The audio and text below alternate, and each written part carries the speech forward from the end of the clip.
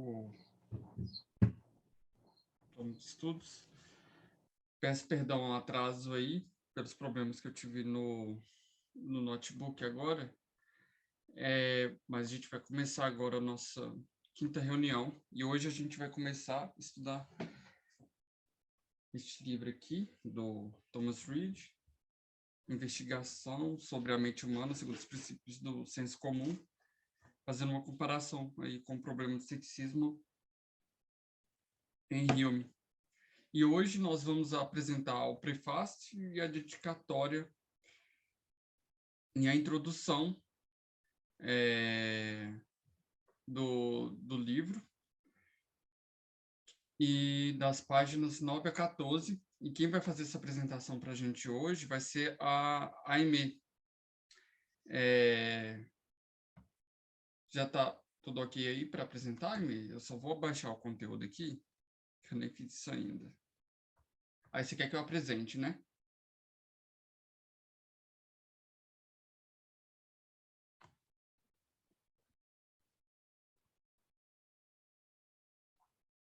Só vou baixar aqui.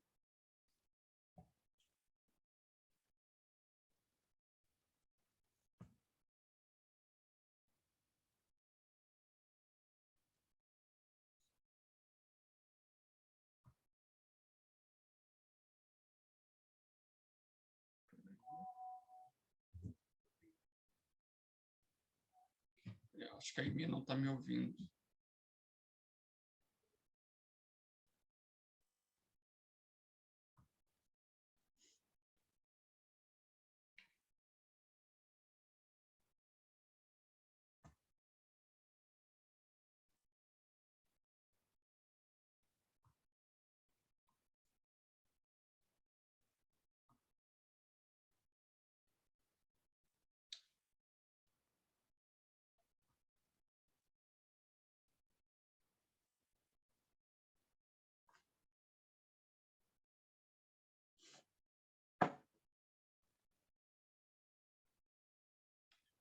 A Aimee está ouvindo a gente?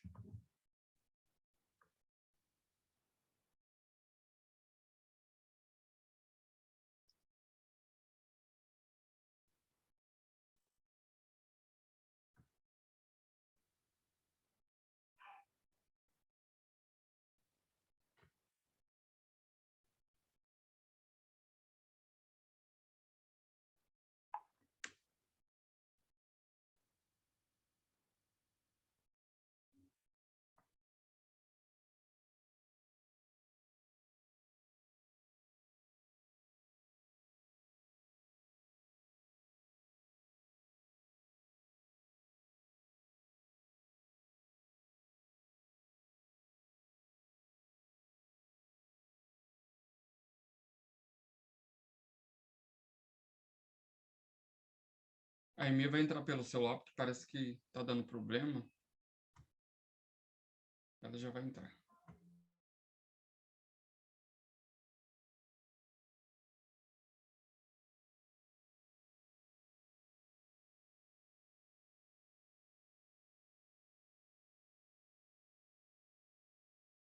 Está aí, Aimee? Já está ouvindo a gente? Estou.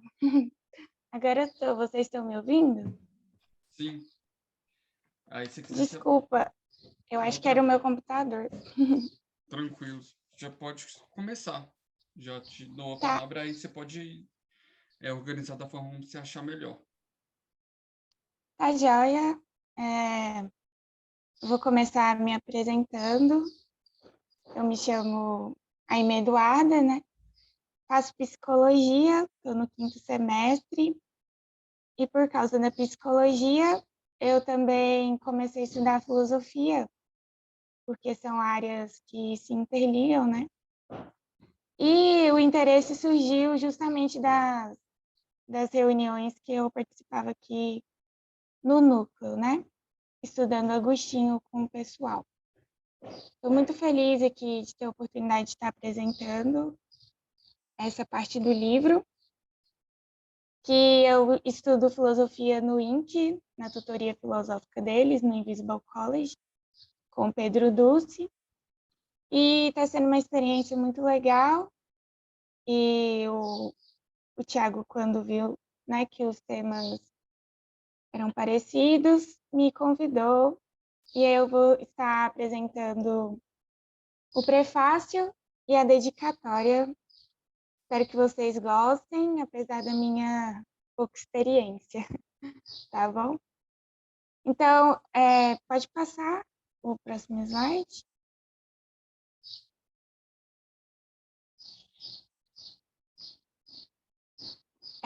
Hoje a gente vai estar vendo, né, como vocês já estão vendo, viram o Hume, hoje nós vamos começar vendo Hegel.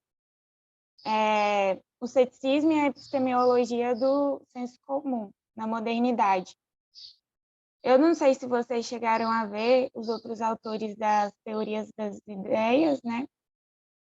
Que é Descartes, Locke e Berkeley. Eles antecederam Hume. E a gente viu que Hume foi o ceticismo amadurecido, né? Todos tentaram ultrapassar esse ceticismo, mas ninguém conseguiu. E Hume vai amadurecer ele, e vem Hegel trazendo o senso comum para contrapor esse ceticismo. Pode passar.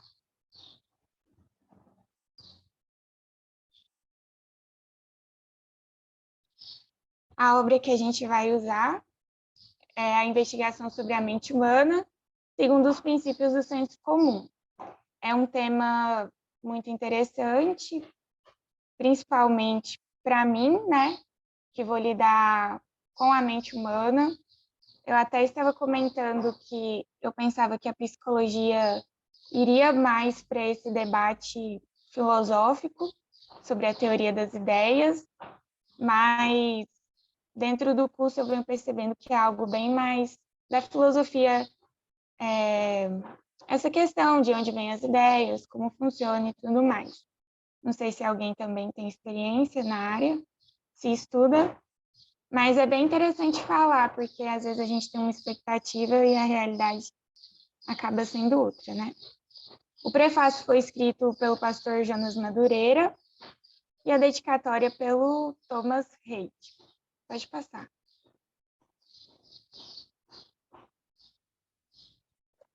Aqui é um pouco para a gente relembrar o David Hume, né? É uma fase que o empirismo está muito em alta, a experimentação é a marca, né, da filosofia moderna, eu poderia assim dizer, bem leigamente, não sei se vocês vão concordar comigo, né, que é da comprovação que mais para frente vai se tornar, vai amadurecer, eu imagino que no positivismo, no cientificismo, que eu acredito ser bem o modelo de hoje em dia, pelo menos dentro da área de estudo que eu venho aplicando, né? Que é a psicologia. Então, ele tenta ultrapassar o ceticismo pelos hábitos humanos, diz que o ser humano é governado por esses hábitos, então a mente seria uma folha em branco, que as crenças viriam do contato sensorial com a realidade externa. Ele também usa temas pirrônicos, porque nessa fase volta aquela ideia dos gregos, é trazida de volta em voga, né? E todo o helenismo e tudo mais, né? Da época. Que as ideias são cópias de impressão no pensamento e no raciocínio, e do ser não deve tirar o dever ser. Eu não vou entrar muito na explicação do David Hume, porque vocês já viram, e também porque eu não tenho tanta experiência assim para falar. Pode passar. Então, aqui, o Jonas Madureira vai começar citando, né, uma palavra de David Hume, que dizia que os pastores deveriam se limitar à ocupação de cuidar das ovelhas e não de filosofar, né? E existe um motivo para ele falar isso, porque existe uma tradição muito longa de pastores da igreja produzindo filosofia. Então, não existia um porquê dele falar isso, né? E ele traz o exemplo de Agostinho, também o exemplo de Tomás de Aquino, Anselmo. Então, toda a tradição filosófica envolve os eclesiásticos, então não tem um porquê. O porquê realmente é porque essa obra vai contradizer tudo aquilo que ele trouxe na investigação sobre a natureza humana. Então, é por isso que ele vai dizer isso. Não existe um porquê do pessoal da igreja não poder filosofar, né? Então, esse livro ele foi escrito durante 20 anos. Então, foram investigações muito minuciosas, criteriosas e prudentes que Reid fez, né? Ele não nasceu da noite para o dia, e eu acho que, trazendo para a nossa reflexão e para os tempos que nós estamos vivendo, eu particularmente acho isso muito nobre e precioso. Ele não teve pressa para refugar aquilo que David Hume tinha dito, né? Foi uma crítica muito bem embasada, criteriosa, né? E esse Wheezy Club era um clube de estudos filosóficos que Reid fazia parte, dentro da sua universidade. Então, foram debates que envolveram tanto pessoas a favor contra o ceticismo de Hume. Então, foram críticas bem apuradas. E ele vai contradizer Hume tanto no método quanto nos fundamentos epistemológicos que ele encontrou no Tratado da Natureza Humana. Então, são críticas amadurecidas, feitas por muitos anos, e que deixa de lição isso para a gente. Pode passar.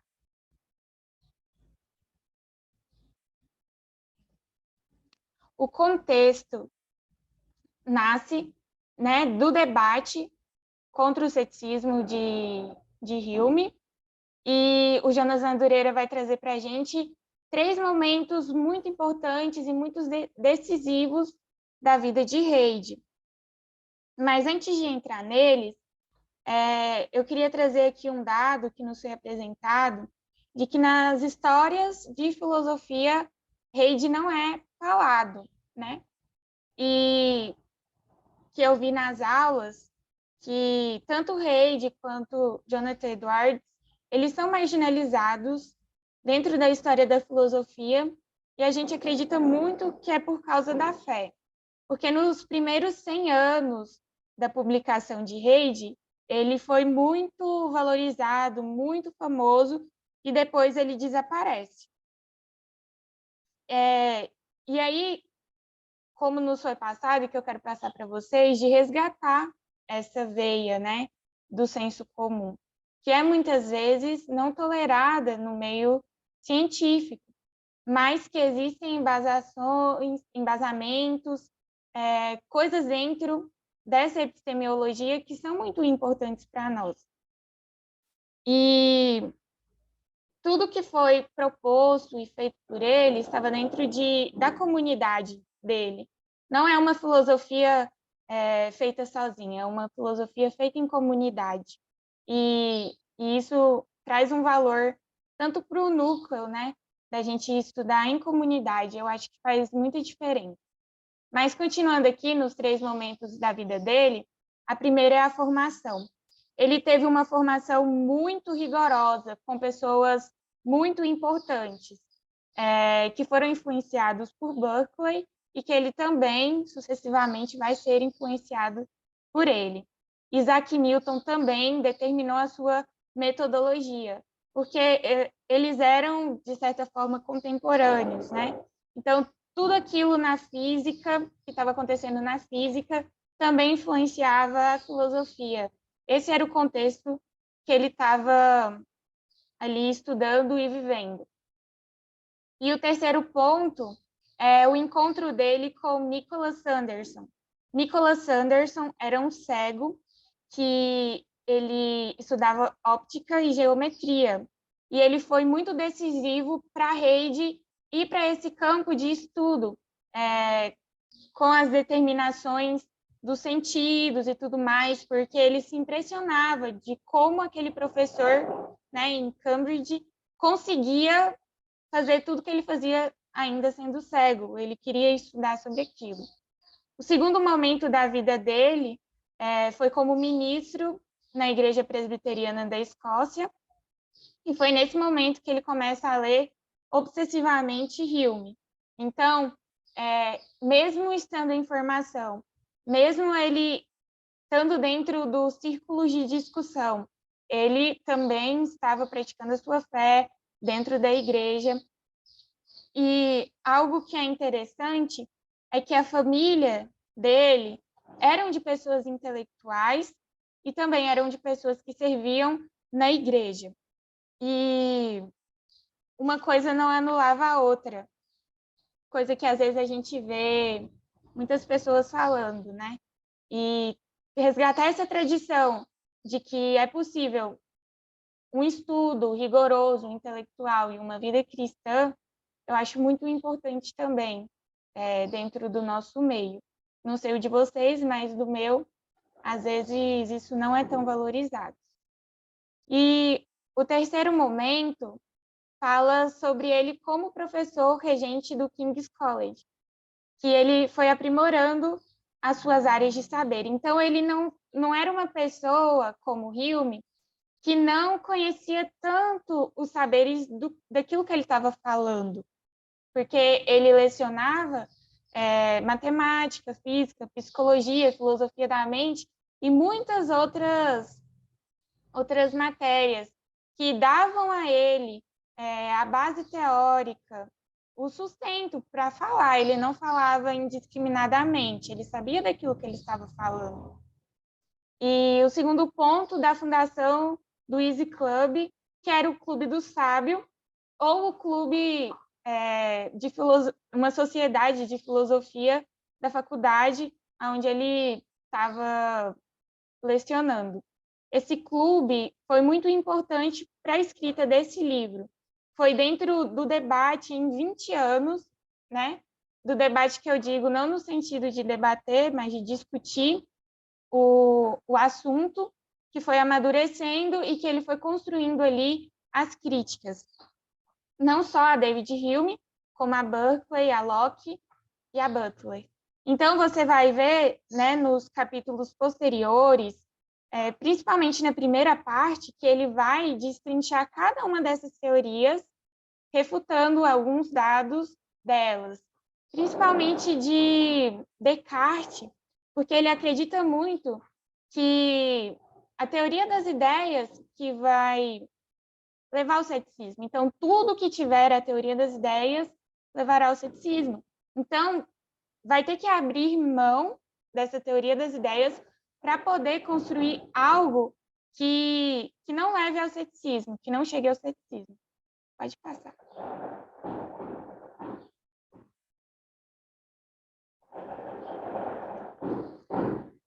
Agora falando sobre as ideias, né?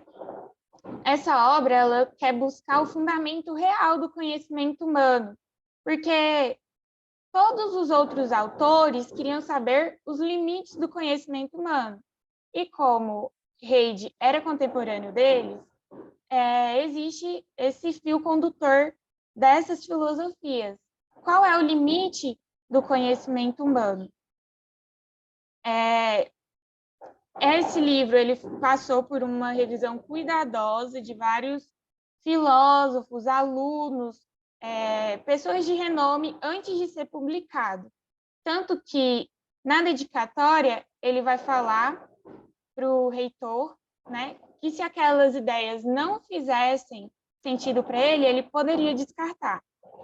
E isso demonstra muito a humildade dele, né? Como também quando ele apresenta o livro a David Hume, antes de publicar. Então, ele sabia lidar com a pessoa que ele estava criticando, né? Ele abria um espaço que a gente pode dizer democrático nessa história das ideias e que traz também para a gente um valor muito grande de que mesmo contrapondo a ideia, ele valorizava a história por detrás daquilo, né? Ele valorizava aqueles que o antecederam, mesmo que as suas filosofias tivessem um fim não desejado. E a gente que faz uma visão diferente, quer trazer algo diferente, eu acho importante valorizar aquilo que foi feito, sem deixar também de trazer a contribuição. Isso é algo de valor que a gente pode aprender com Reis. Ele sucedeu a cadeira de filosofia moral de Adam Smith. Então, assim, ele tinha um prestígio social como professor, um prestígio como pastor. Era uma vida integral que também traz algo assim para a gente de valor. E algo que eu vi nas aulas, que eu queria trazer de interessante para vocês, é que quando ele foi assumir a Igreja da Escócia, havia uma cultura de que não eram os membros quem escolhiam o pastor, era o dono da propriedade. E isso gerou um grande problema para ele, para a família dele. Mas esse caráter de humildade e a sua esposa Elizabeth fizeram que, ponto a ponto, eles fossem conquistando aquelas pessoas até que ele conseguiu ser ali, se estabilizar como pastor daquela igreja e dar tudo certo. Então, a humildade pastoral era também representada na humildade intelectual dele e que traz esse pensamento para nós nos dias de hoje. Ele vai dizer que o representacionismo sempre vai cair no ceticismo. Por quê? Porque entra o véu de percepção, né? Como as representações da mente vão se conectar à percepção delas? É um vago, né? Um véu, um espaço, um abismo que não é preenchido. Por isso que vai cair em ceticismo. Como Descartes fez, Locke, Berkeley, todos os outros foram caindo em ceticismo. Então, ele vai dizer que os desdobramentos da teoria das ideias resultam no empirismo cético de Hume. Por isso que ele quer abrir mão dessa teoria. E, como eu já disse, qualquer teoria do conhecimento que incorporasse a teoria das ideias cairia em ceticismo. E ele vai dizer que isso é um erro no método que foi usado. Porque o iluminismo, a época que eles estavam vivendo, tinha uma obsessão muito grande pelo método científico. E a gente sabe que o método científico muitas vezes não abarca coisas assim nesse sentido, mais filosóficas, mais metafísicas, por estar muito arraigado à materialidade. Esse é um problema assim que a gente da psicologia enfrenta muito com as teorias mais estruturadas e aquelas que são mais fenomenológicas.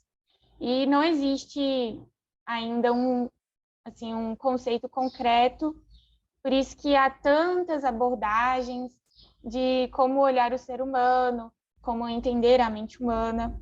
E é interessante ver como a investigação sobre a mente humana vai trazer, né, essa nova abordagem, que infelizmente não seria aceita por se tratar do senso comum, mas que é valorizado por nós. Pode passar o próximo.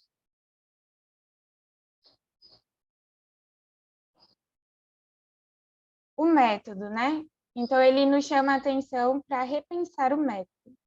O tratado não oferecia um método adequado para analisar conhecimento humano, em especial os processos cognitivos na percepção, na memória, na imaginação e na crença. Porque ele vai dizer, né, que a gente faz as coisas por hábitos, né? E, de certa maneira, ele vai negar a crença. Só que a crença, ela está embutida em tudo aquilo que a gente vive, né? E quando ele faz isso, ele acaba caindo em ceticismo.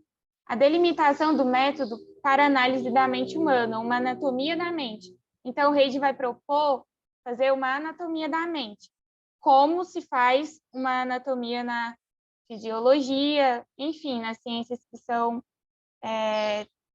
tanto biológicas quanto mais físicas, né?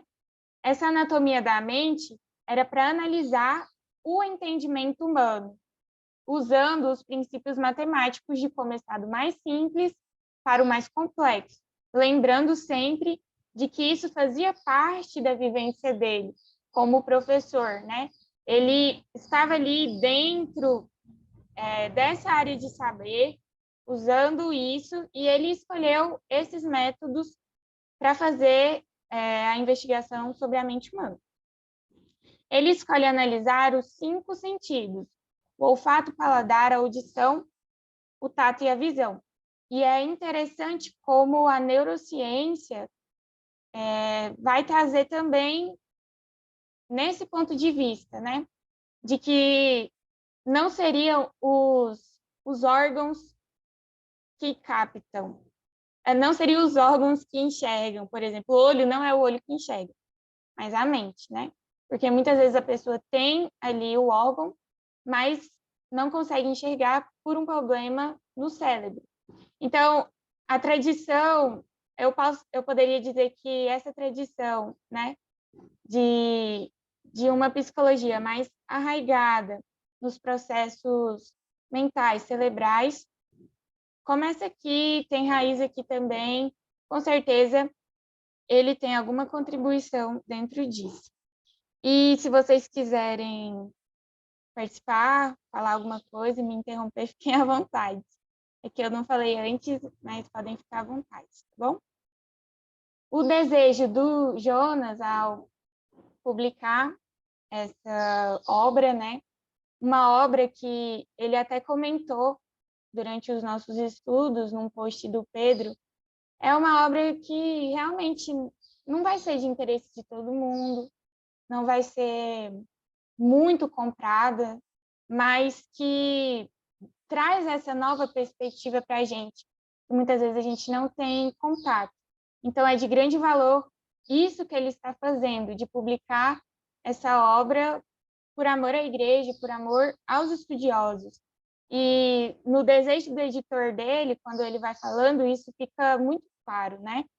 De incentivar essa pesquisa sobre a mente humana, levando em consideração os princípios do senso comum, um diálogo frutífero entre cristãos e não cristãos, como ocorreu na época do Reid, né?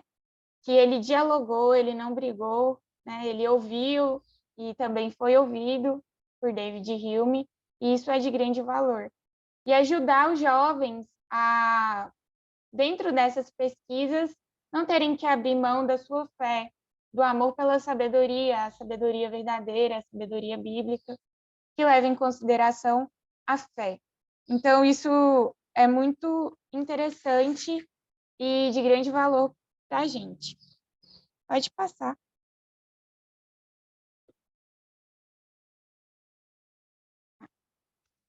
Outra coisa aqui que eu queria trazer de interessante para vocês é que Reid, ele se importava também com as questões sociais da sua época.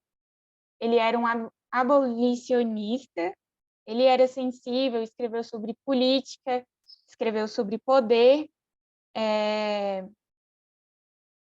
Ele também dizia que a filosofia de Hume, né, ela não iria só deturpar a fé, mas a filosofia e a moralidade, porque o ceticismo, a dúvida, né, pirrônica, de duvidar de tudo, de não crer, levaria a isso.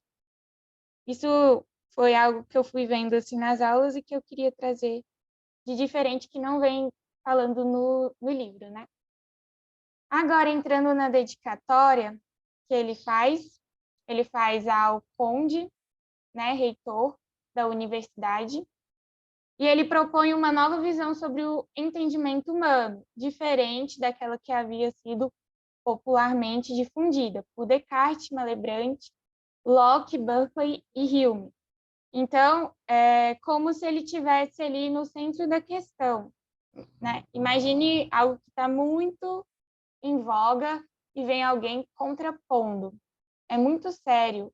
E eu acho que ele foi muito certeiro de ter se dedicado tanto, de ter lido tanto, né, o Tratado da Natureza Humana, que com certeza era uma obra muito difícil, que vocês também vêm tendo apresentação sobre ela, e pode dizer mais, né, do que eu. Mas é interessante de que tudo aquilo que a gente for criticar, tudo aquilo que a gente for contrapor, que seja baseado realmente num bom estudo, que não seja uma crítica rasa. Ele convida os fracos e sagazes a pensarem sobre a operação de suas mentes. Eles quem julgariam a sua teoria. Então, não é uma teoria que só os eruditos teriam como comprovar. As pessoas comuns também são chamadas para o embate, para o debate, não fica preso ali apenas ao mundo filosófico. Ele reconhece a importância dos autores e das suas especulações. E é interessante ver como toda ciência, né, tudo aquilo que a gente vai estudar, ela parte do senso comum, da dúvida, parte da indignação de alguém, para depois seguir todo o método que foi estabelecido, né? E não levar isso em consideração é uma grande perca. É uma grande perca porque separa o filósofo ou o cientista da sociedade. E isso gera, né, uma falsa intelectualidade e uma separação que é desnecessária e é infrutífera, porque o diálogo com a sociedade é de grande valor.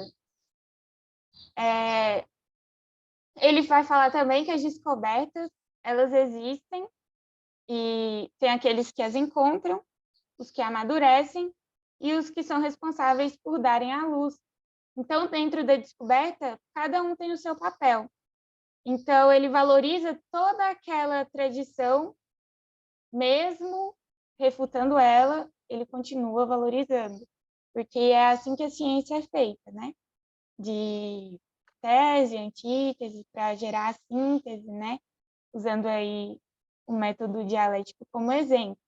Então, mesmo que a gente tenha críticas, né? E eu posso aqui trazer um exemplo da psicologia, que eu particularmente tenho algumas críticas a Freud, à psicanálise, mas que todo estudante de psicologia tem que demonstrar o seu valor daquilo que ele passou, da cura pela fala, de um novo método de investigação sobre a mente, e mesmo contrapondo, né, a teoria dele, a gente tem que valorizar como a trajetória da ciência, né? E da filosofia também. Pode passar.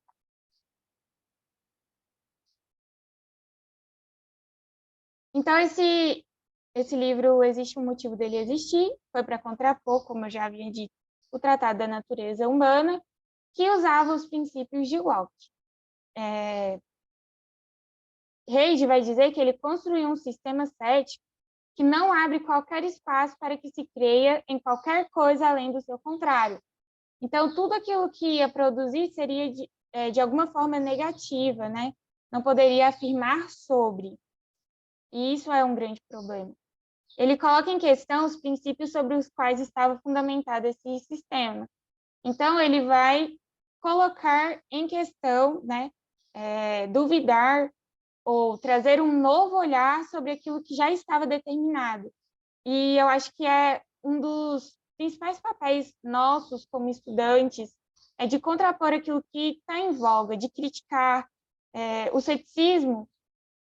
A gente teve um fórum com um autor, com um professor, que falou que, mesmo o ceticismo tendo essa face ruim, ela também tem uma face boa, que é da crítica, né? De não aceitar tudo de forma ingênua, mas de analisar, de criticar, para que possa ser construído novas formas, novos jeitos de olhar. Então, nada é desprezível, né? A gente precisa de um pouquinho de dúvida e precisa de criticar os pontos que têm que ser criticados e não assumir de forma acrítica aquilo que nos é imposto. Ele vai dizer aqui que o ceticismo é destrutivo à fé, a ciência de um filósofo e a prudência de um homem comum. Tanto feitos honráveis quanto desprezíveis estão fundamentados na crença, ou seja, ela faz parte da vida comum das pessoas. Então, a crença ela está ali dentro, difundida, até mesmo aqueles que não creem possuem uma crença. E isso é muito importante de falar, porque as pessoas acham que são religiosos só porque vão ali a um culto, né, adoram a determinado Deus. Mas aquilo que elas acreditam, aquilo que elas gastam a sua vida, existe um motivo pelo qual elas estão ali devotando o seu tempo. E é sim uma devoção. Só que, infelizmente, como nós cristãos acreditamos, uma devoção que não vai gerar algo de valor ou algo bom, porque a verdadeira devoção, a verdadeira sabedoria, nós encontramos no nosso Deus, na nossa fé. Pode passar. Ele traz o exemplo do trabalhador diário, que ele trabalha acreditando que ele vai receber o seu salário.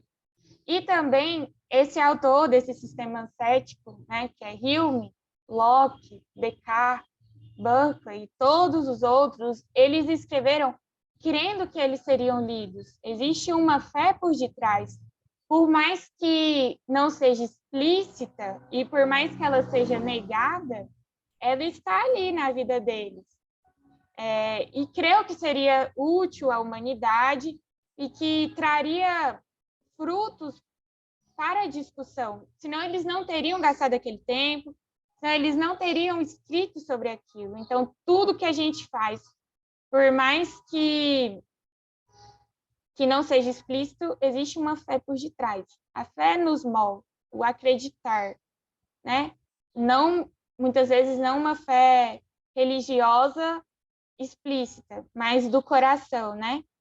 Igual aquele livro, eu não cheguei a ler ele, mas eu sei que ele trata sobre isso, né? Você é aquilo que você ama. Então, o amor por aquilo que a gente estuda também nos move, assim como a fé. Essas teorias fizeram furos no tecido do conhecimento, onde era fraco e defeituoso.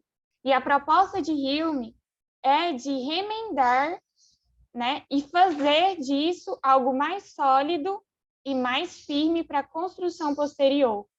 E eu acho isso que ele fala assim muito bom, porque aonde existem furos, eu acho que de certa forma é o nosso papel ir lá, contradizer, remendar para colocar algo mais forte, mais firme.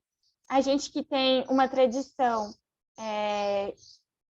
firmada na fé, firmada em Deus, que tem a Escritura como chancela para falar o que nós falamos, e como Reid e Jonathan Edwards procurou na natureza, né, no ser humano, na anatomia, estabelecer, nós também temos essa possibilidade e resgatar essa tradição de olhar para a natureza e olhar para o ser humano de forma diferente do que vem sendo feito, é algo muito primoroso que nós devemos também fazer.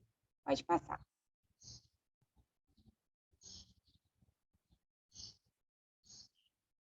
Aqui ele vai trazer qual era a fundamentação desse sistema cético. Havia uma hipótese por detrás.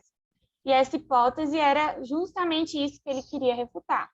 A hipótese é a seguinte, ele diz assim, a hipótese a que me refiro é a de que não se percebe nada além daquilo que está na mente que o percebe. Como o Tiago falou lá no grupo do Telegram, né? Vai cair em solipsismo, vai cair no labirinto das representações, que não percebemos realmente as coisas que são externas, mas apenas certas imagens e figuras delas, impressas na mente, que são chamadas de impressões ou ideias. E eu vejo aqui uma abertura muito grande para o relativismo, né? De que cada um vai ter uma ideia sobre aquilo E aí vem a relativização da verdade, que é um tema muito sério, que vai trazer outras coisas relevantes por detrás. E aqui eu queria trazer um exemplo para vocês da minha área da psicologia. Como, por exemplo, o lugar de fala. Eu acho que o lugar de fala, ele traz um grande problema para a psicologia, porque vai dizer que eu não dou conta de sentir aquilo que o outro está sentindo, que eu não consigo me colocar no lugar dele.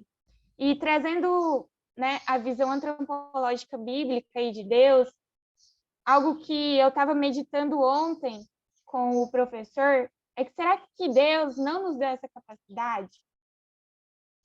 Na minha fé, eu acredito que ele nos deu. Essa hipótese de que só o outro entende aquilo que ele passou é complicado para o psicólogo, né? Como eu vou estar diante de uma pessoa falando, né, ouvindo ela se eu não vou entender? E qual é o lugar da empatia dentro disso? Então, às vezes parece algo tão pequeno dizer de que cada pessoa vai ter a sua impressão ou ideia particular, mas que nos desdobramentos dentro de algumas ciências vai ter um peso muito grande. Da gente não poder falar certas coisas porque não passei por aquilo, é complicado, né? Eu ainda não tenho a resposta para isso, é algo que eu ainda estou aqui confabulando na mente, mas que nasce dessa ênfase no subjetivismo, né? No individual, que o pêndulo nunca pode estar tanto para um lado quanto para o outro, né? Do outro lado vai ter aqueles coletivistas e tudo mais, que eu não vou entrar no mérito aqui de tentar explicar, mas que é interessante para a gente pensar. Não posso, da existência das impressões ou ideias, inferir a existência de nenhuma outra coisa. Então, é como se aquilo só existisse na mente e não existisse na realidade. Que se na mente é verdade e a realidade contrapõe, ele fica com aquilo que existe na mente. E isso é perigoso, né? Porque a realidade, ela foi, né, para nós cristãos, feita por Deus, sustentada por Ele, que demonstra a glória do seu nome e tudo mais. Negar a realidade é complicado por algo que existe na mente. E aí vem outras discussões muito sérias, né? Dentro da psicologia, ainda mais. Será que o que é mais importante, a realidade ou aquilo que eu sinto? E tem desdobramentos na identidade, na sexualidade, muito sérios, que a gente colhe os frutos de hoje em dia de algo que começou nesse momento. São as únicas existências que posso conhecer ou conceber. Então, é algo muito individual, que está ali na mente e que só eu posso conhecer, só eu posso conceber. E aonde está a ênfase da comunidade, da sociedade? Ela se perde nesses momentos. Reis vai dizer que isso é fugaz e transitório, que dura um tempo, o tempo que é consciente dela. E isso, assim, é muito palpável, essa crítica. É fugaz e transitório essa ideia, porque os nossos sentimentos, pensamentos, são muito transitórios e fugazes, como ele vai dizendo. Como eu posso firmar todo um sistema em cima disso? Sem chancela da sociedade, da realidade, do senso comum. Vai cair em ceticismo, em contradição. De acordo com a hipótese, todo o universo ao redor, tudo que imaginei ter uma existência permanente, quer pense ou não nelas, todas elas desaparecem de uma só vez. Então, como essa base, ela não é sólida, não tem princípios, é o eu que pensa que vai dizer sobre ela vai ruir por não ter uma base forte. Pode passar.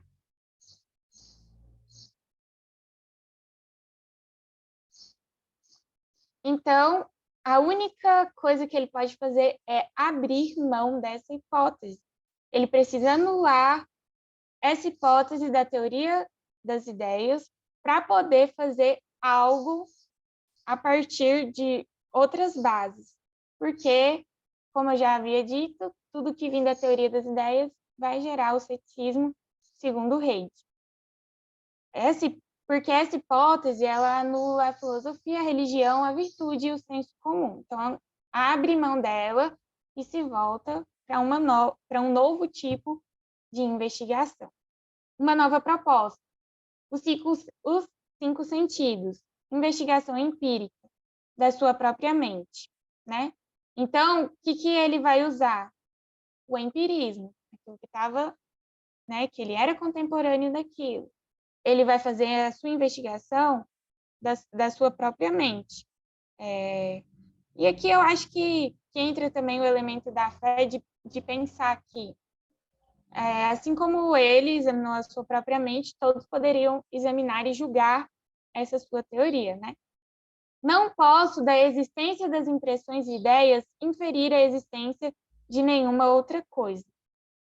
Experimento requeriu apenas um tempo e atenção. Então, era um experimento que ele julgava sendo fácil, que todo mundo poderia dizer. Das impressões e das ideias, eu não poderia dizer da existência de outra coisa. Características que o fizeram entrar na discussão, né? O que fez ele querer saber sobre isso? A vida acadêmica sem interesse e ambição. Então, ele não tinha pressa. Foram 20 anos escrevendo essa crítica, né, sobre o Tratado da Natureza Humana. Não era algo que trazia para ele um sentido de valor ambicioso, mas um significado de vida. E aquilo que nos move vai determinar o estilo de obra que aquilo que nós fazemos. E eu acho isso muito precioso dentro dessa discussão, dentro daquilo que ele vai mostrar nessa obra, né?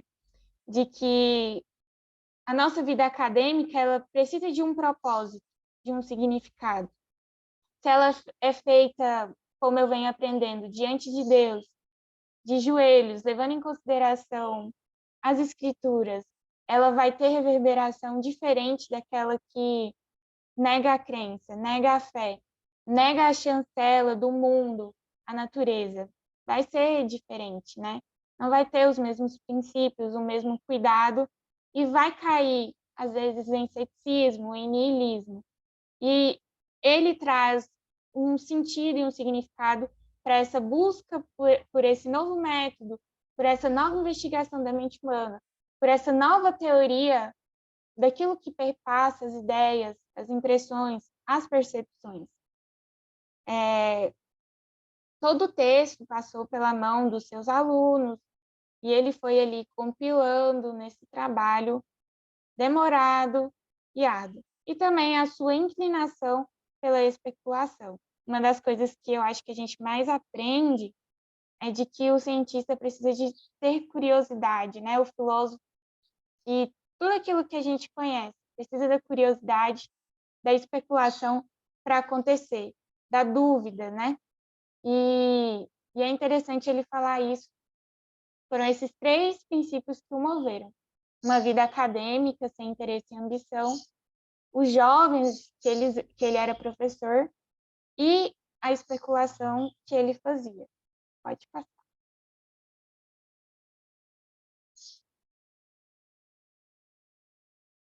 E agora as características dessa obra, né?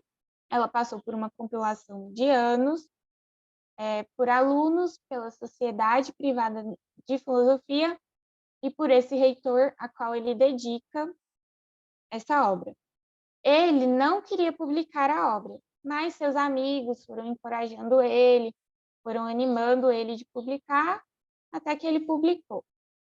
E o objetivo dela é justificar o senso comum e a razão da humanidade contra as sutilezas céticas. Então, reconhecer o senso comum como importante, né? E, assim, ir contra a sutileza cética. Lançar luz às nobres artes e ciências e contribuir para a felicidade do seu país. Então, nesses objetivos que ele vem apresentando, é um objetivo muito nobre que engloba toda a sociedade como um todo, né? Porque eu sei que vocês sabem disso, mas nem todo mundo sabe do valor da filosofia para a sociedade. Que existe sempre uma filosofia que vai mover a sociedade, o pensamento humano, as práticas humanas. E quando a gente toma consciência disso, a nossa produção intelectual é diferente, é movida de forma a contribuir mais. E esse ponto eu acho muito interessante. Pode passar.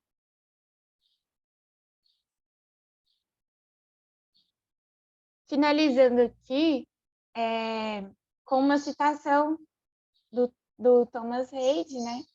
Dizendo assim: as produções da imaginação requerem uma genialidade que está além do trivial. E quando eu li essa frase, eu pensei muito na literatura, né? Porque os autores precisam de uma imaginação, de montar cenário, de estabelecer os personagens de forma que dê sentido, lógica para aquela história e que ainda traga algum significado para aquele que lê.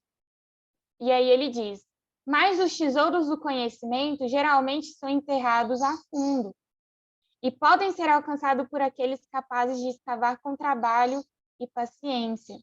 O conhecimento, que eu diria que é mais palpável, ele precisa desse trabalho longo, esse trabalho demorado, com paciência, para escavar aonde estão os tesouros.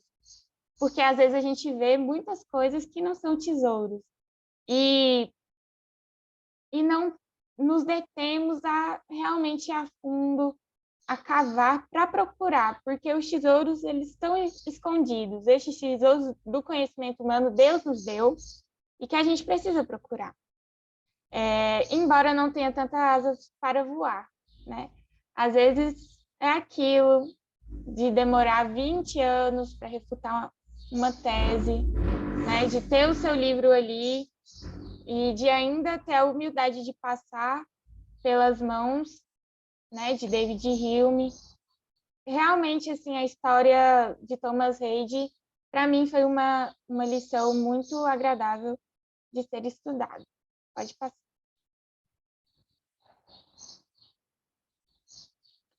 E essas são as referências que eu fui usando, né? E, infelizmente, eu não tive tempo de colocar no formato correto, a BNT, mas se vocês tiverem aí alguma curiosidade de ir procurando, todas essas, a não ser do prefácio e do Thomas Reid, foi das aulas que eu fui tendo contando o contexto de Thomas Reid. Então, foram, assim, bem breves, e eu imagino que tenha conteúdo muito, muito maior sobre Thomas Reid dentro dessas obras, tá bom? Então, foi isso que eu tinha planejado. Eu espero ter satisfeito aí a expectativa de vocês. E foi muito bom, né, estudar ele e trazer aquilo, compartilhar um pouco daquilo que eu aprendi com vocês.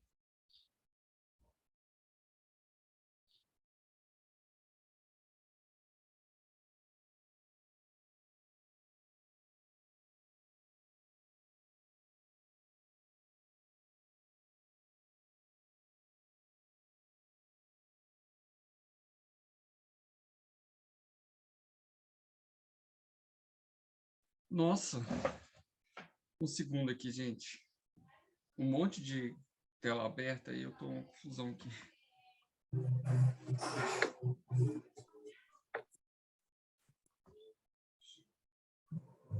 Pronto.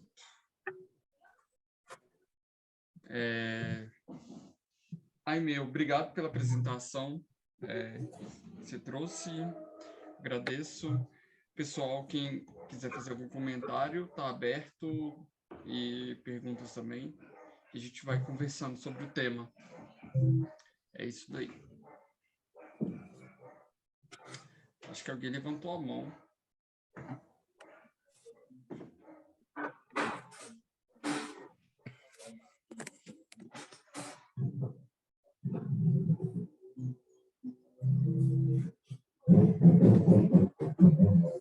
Timar pode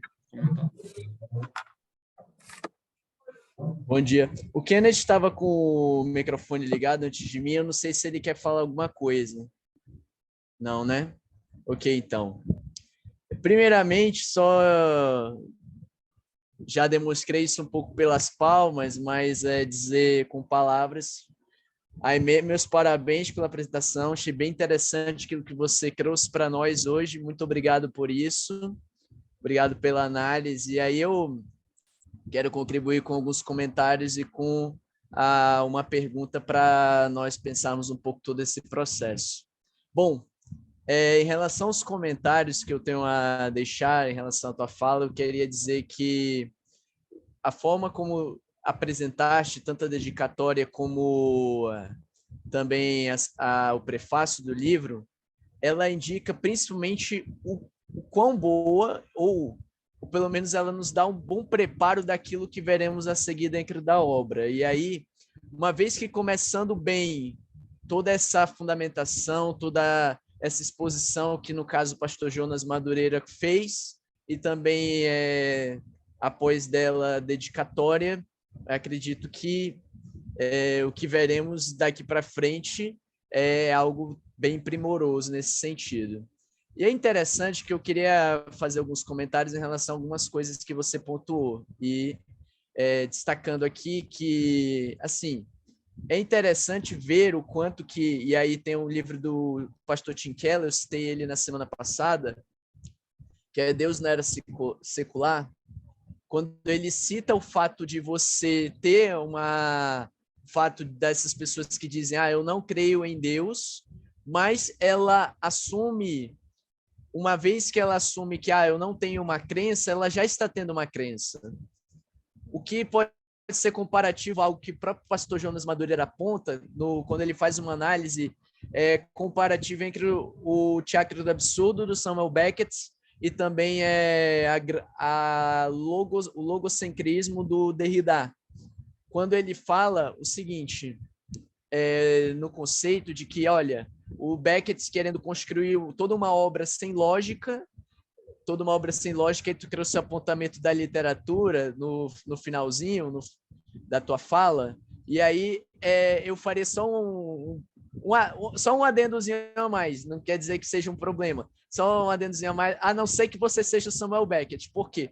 Porque a obra dele, o Teatro do Absurdo, não tem lógica nenhuma.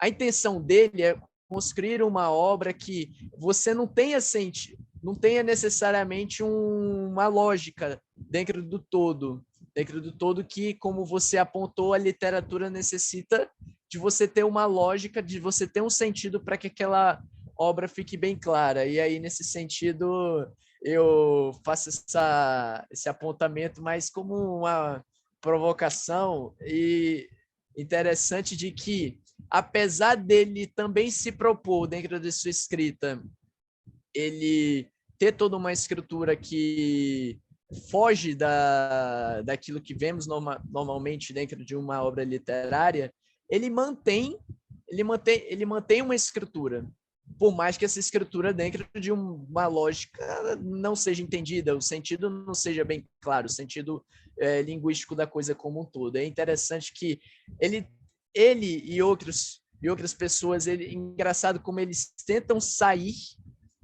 dessa questão de sair de uma questão de lógica, adentrar em fatores que tirariam necessariamente o contexto já de uma crença em Deus, isso não falando de todos os autores que você apontou aqui, mas de outros também que envolvem esse processo, mas só que ao invés de... Ele tenta sair de uma crença em Deus, mas ele entra em outra crença. E é bem interessante esse apontamento a partir daquilo que trouxeste para nós hoje. E aí é bem interessante entender que, dentro de tudo isso, todas essas questões que você nos apresentou dentro do prefácio, a partir da fala do próprio pastor Jonas. E aí eu te faria a seguinte pergunta, já para encerrar minha participação por aqui. Essa fala que ele dá sobre o David Hume, ou melhor, que ele traz que o David Hume tem em relação às obras do Thomas Reid, ela se caracterizaria como uma questão, e aí só para você complementar aquilo que você já... Os que estão no caso de uma entrada em uma outra crença, uma vez que ele tenta fugir de uma, primeira questão. A segunda questão é...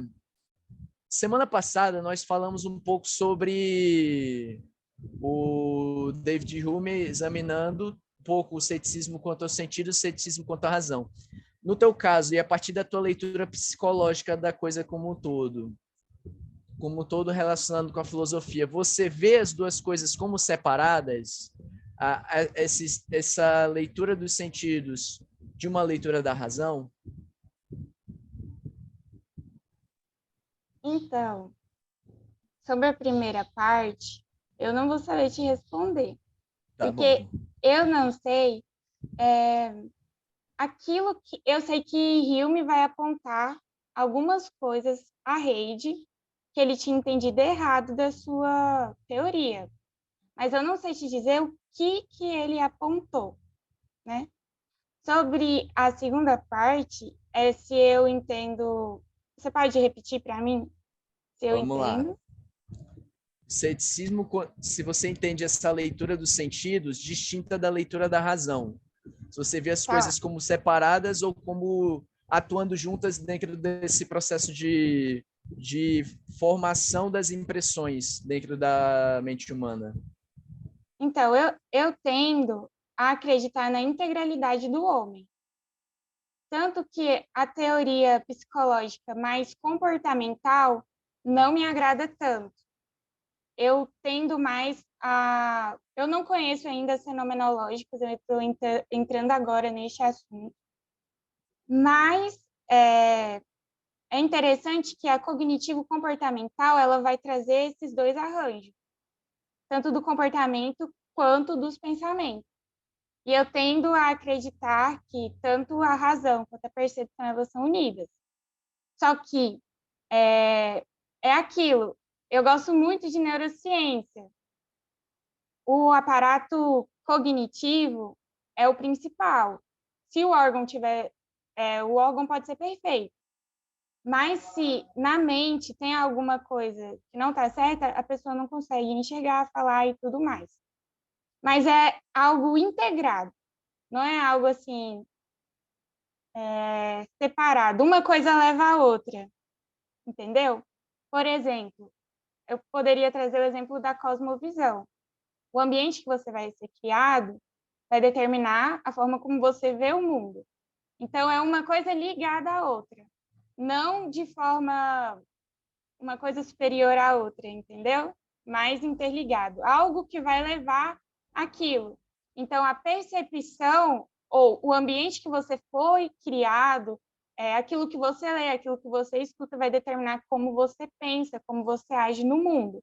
Então, é tanto o comportamento observável quanto aquilo que a cognição vai estar ali percebendo, raciocinando. Já tem outras teorias que vão dizer que a mente é inacessível e que o fruto do pensamento vai ser o comportamento. Eu já não acho que é dessa forma, porque vai negar a imaterialidade e a transcendência. E, contrapondo isso, também tem aqueles que são mais subjetivos, que vão ignorar os comportamentos, que vão dar mais ênfase à subjetividade do ser humano, que também não me agrada. Então, seria uma coisa complementar à outra. Não sei se eu te respondi certo, mas esse é o meu ponto de vista.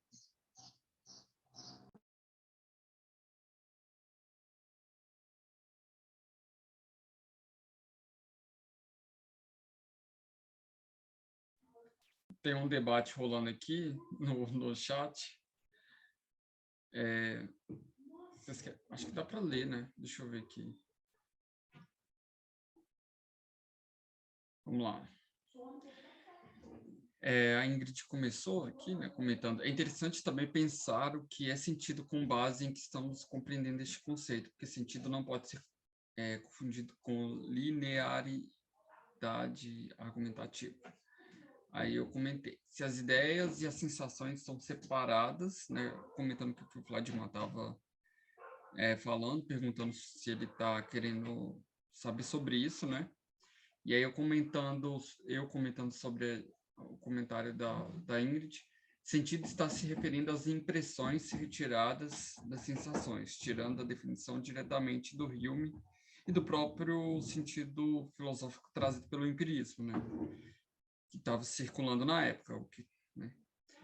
Aí o Vladimir comentando, por aí, Tiago, é mais uma pergunta para entender se esse processo de formação da razão estaria separado dos sentidos. A Aimee está respondendo bem à provocação colocada. A Ingrid comentou, então o sentido está na ordem da sinestesia e não na construção lógico-argumentativa. Nossa, vou ter que pensar. Então, vamos lá. O que a gente está referindo aqui com sentido está no sentido que os filósofos empiristas trazem, e até a ideia que está circulando na época da filosofia britânica, que sentido se refere àquilo que a gente capta, essas impressões que a gente capta das nossas sensações, do nosso próprio corpo, seja o tato, a visão, o olfato, etc., a audição, mas tudo que a gente capta com os nossos próprios sentidos, e a partir nossas sensações, e a partir dessas sensações a gente forma uma ideia na mente.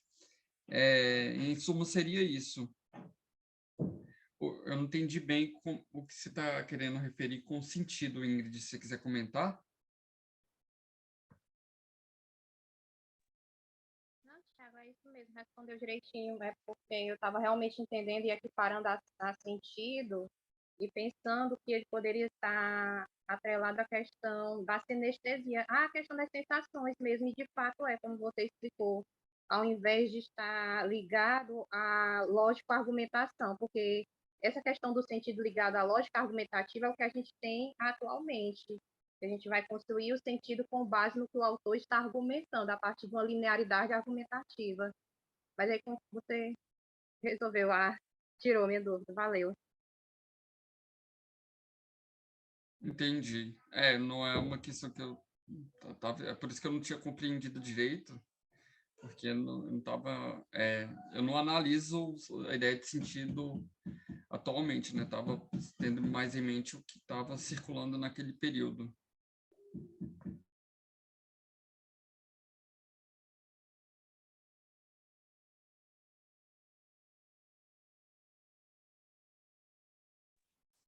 Eu fiquei...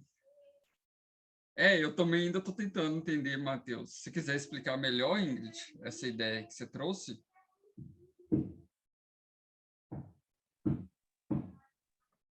Porque quando a gente vai construir uma narração, geralmente existe um sentido que o autor quer estabelecer, né? Ele vai começar primeiro com o que ele quer defender, a sua ideia principal, e a partir daí ele vai desenvolver sua tese dentro dessa dissertação. Ou seja, existe um argumento, um sequenciamento lógico na construção daquela narrativa, isso independe do texto. Pode ser uma teoria, pode ser uma tese, pode ser uma dissertação, enfim, independente do gênero, existe uma sequencialidade, e essa sequencialidade ela é entendida de um ponto de vista lógico, porque o autor quer defender a sua ideia e quer que essa ideia seja comprada pela sua audiência, por isso que eu falo lógico-argumentativa. Só que eu estava confundindo as questões, as bolas, porque eu estava trazendo um conceito da atualidade e tentando jogar o que está sendo discutido aqui, porque eu não estava entendendo bem. O que está sendo discutido aqui está no ponto de vista da sinestesia, das sensações, e não dessa construção lógico-argumentativa. Entendi. Mas eu acho que o que a Ingrid está comentando é a última etapa do processo que começou com o Hume. Porque se todas as coisas terminam no homem, é o ser humano quem passa a dar sentido, é óbvio que esse ser humano precisa convencer os outros seres humanos de que a visão dele é correta. Então, o sentido último de concretude, ou de realidade, ou de veracidade não está no objeto em si, porque esses objetos podem não existir, já que são frutos da nossa apreensão pelos sentidos, mas agora eu preciso construir a certeza pela minha argumentação. Então, tudo possa ser um jogo de argumentação e não necessariamente um jogo ou uma disputa entre aqueles que têm a melhor explicação para um fenômeno externo, mas assim a minha capacidade de explicar. Se a minha explicação for a melhor, então aquilo é verdadeiro. Se a minha explicação for ruim, precisamos de uma outra explicação melhor. Mas, em último caso, quem dá a palavra é a qualidade da argumentação. Por isso até que acho que a Ingrid usou o termo narração. Se ficarmos presos nisso, nós não vamos descobrir a verdade, nós vamos descobrir qual é a melhor narração sobre os acontecimentos. E aí e a partir disso é que nós vamos construir o nosso conhecimento. Sempre com aquela possibilidade de que se vier uma narração melhor, uma narrativa melhor, essa deverá prevalecer sobre todas as outras. Só que isso é um contrassenso. Não é o que o Reed está fazendo, mas é o que o pessoal atual está fazendo. Se não tem segurança, e tudo que é construído pelo ser humano, prevalecerá aquele que tem a melhor explicação. Só que no meio disso se perde que as coisas existem e estão diante dos nossos olhos. Mas isso é um problema. Nós abandonamos as coisas e passamos a nos centrar em nós mesmos. E, por fim, quando fica esse conflito entre quem tem a melhor narrativa, quem tem a melhor explicação, nós caímos no outro problema, que é o jogo de poder. E aí tudo fica reduzido a um jogo de poder. As coisas são o que são porque um grupo manda nos outros. Só que toda a realidade fica sujeita a esse problema de poder, que é um dos casos até do século passado, que até hoje gira em torno, nos aflige. Então, se alguém tem dinheiro, é porque tem mais poder que o outro. Então, se alguém tem dinheiro, é porque está tirando o poder do outro. Se eu tenho uma explicação para a história, é porque um grupo domina todos os demais e impõe a sua narrativa. Os fenômenos deixam de ser o que são, complexos, com vários pontos de vista, muitas vezes, ou difíceis de chegar a um ponto base. Sempre vai haver conflito ou dúvidas sobre alguma coisa, mas as coisas são o que são. Não, as coisas não são o que são. As coisas são o que um determinado grupo que venceu o embate pelo poder e por qualquer outra coisa impôs a sua visão sobre aquilo. E aí ficamos cada um numa grande discussão sobre quem está vencendo um cabo de guerra. E aí fica uma tensão constante e nunca tem segurança, que é basicamente o que é hoje.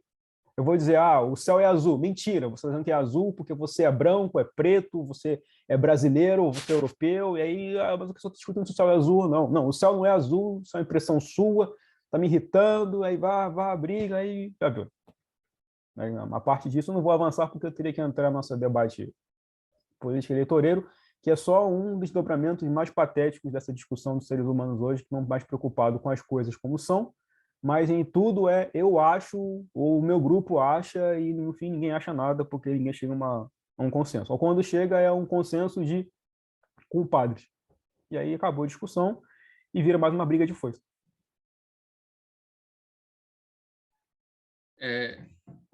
Tem uma questão epistemológica que, no fundo, né, que eu acho que está circulando aqui, que eu acho que está tendo, Reid ou Reid, até hoje eu não sei como é que fala o nome dele. Tem que pesquisar depois. Nas aulas eu vi Reid, mas Reid. eu vi que o professor falava Reid, né? O professor que falou aí com vocês. Nossa, até hoje eu não sei. O Reid, ele está colocando uma questão aqui que está relacionado com o acesso do homem sobre o conhecimento da realidade, né?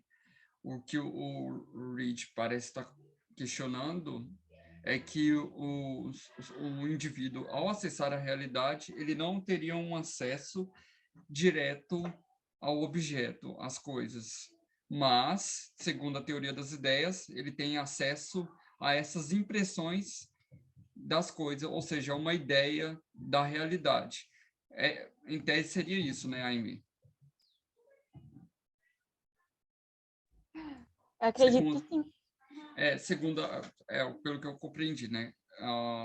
E essa seria o fundamento da crítica do Reid ao Hume, porque nesse sentido você não tem um acesso à realidade, você tem acesso apenas às suas impressões e a partir disso você chega ao ceticismo. porque você não consegue ter um conhecimento. O que você conhece é apenas aquilo que você, as suas próprias formulações e impressões da realidade. Deixa eu ler o comentário aqui.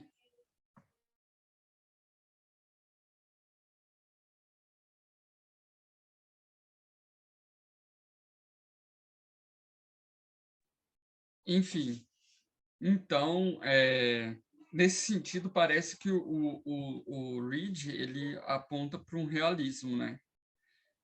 Não sei que tipo de realismo ele é, se é o realismo crítico ou realismo direto, parece que é um realismo direto, né? No sentido de que o ser humano tem um acesso direto à realidade. Pelo que eu pesquisei aqui, seria um realismo direto do Reed. E aí o problema que traz na modernidade, que o Reed está colocando, é que na modernidade, quem é o objeto, quem é o ator central no conhecimento, já não é mais o objeto, né? Não seria um objetivismo, mas seria o sujeito, que apontaria para o subjetivismo. Então, o Reed está questionando esse ponto que está colocando aí na filosofia moderna, que seria tanto o problema aí que ele coloca da teoria das ideias do Descartes, mas é um problema também que surge a partir da filosofia moderna, que é colocar o sujeito como o centro do conhecimento, e também essa questão da razão autônoma, né, como um aspecto central para determinar o que é o conhecimento, o sujeito como centro do conhecimento. Isso aí vai trazer um monte de problema. E aí tem o problema humanismo autossuficiente. Tem aí o problema do idealismo excessivo, né? Que traz, a partir dessas ideias, na epistemologia. E, enfim, tem um monte de questões aí para pensar nisso. Pode comentar, Matheus? Então, não sei se a carreta aqui do deputado da minha cidade vai passar aqui e atrapalhar tudo, mas tudo bem, né? Na hora que eu ia falar, parece uma carreta aqui. Só for atacar tio também, porque aconteceu semana passada. Mas aí, deixa eu falar, vai. Em relação a isso, não sei se eu vou fazer as perguntas necessariamente focadas ao livro do Thomas Reid, até porque eu não li completamente, mas algumas discussões. Eu queria saber também, Amy, qual o período da sua graduação em psicologia? Também faço psicologia, que eu estou curioso. Estou no 5º, na metade. Ah, tá.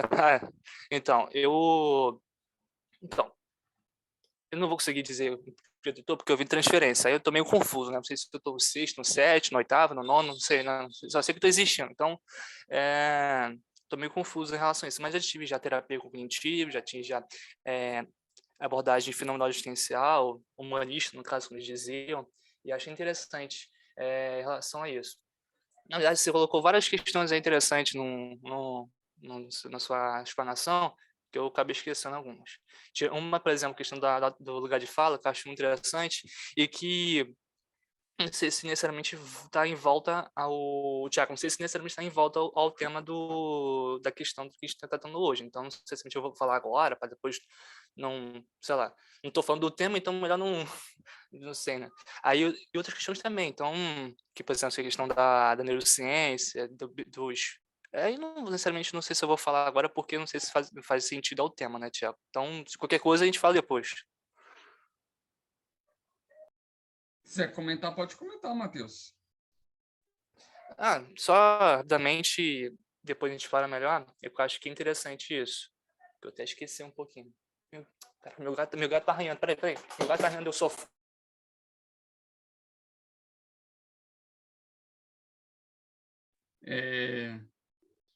A Ingrid fez uma pergunta aqui, eu acho que seria até interessante. Vou comentar primeiro o comentário da Jamile. Exato, algo atrelado a um profundo relativismo também, que se considera diversas percepções distintas da realidade que não correspondem à verdade como absoluta. E a Ingrid comentou Vladimir, só não entendi uma questão, qual a relação do logocentrismo derridiano que você mencionou e o pensamento do Reed. Você quer comentar, Vladimir? Vamos lá, deixa eu só aparecer aqui. Essa questão do logocentrismo derridiano é que você necessariamente tem um contexto, uma forma da realidade, e que a relação que eu fiz entre a questão do Samuel Beckett, para falar que eu correlacionei, o Jonas Madureira pastor faz essa correlação entre ambas as coisas, porque, por exemplo, quando você sai ou melhor, tenta vender a ideia de que você vai sair e propor algo diferente daquilo que já está, daquela lógica que já está construída, querendo ou não, você acaba reafirmando essa mesma lógica, esses mesmos preceitos, essa mesma questão que você jurava combater.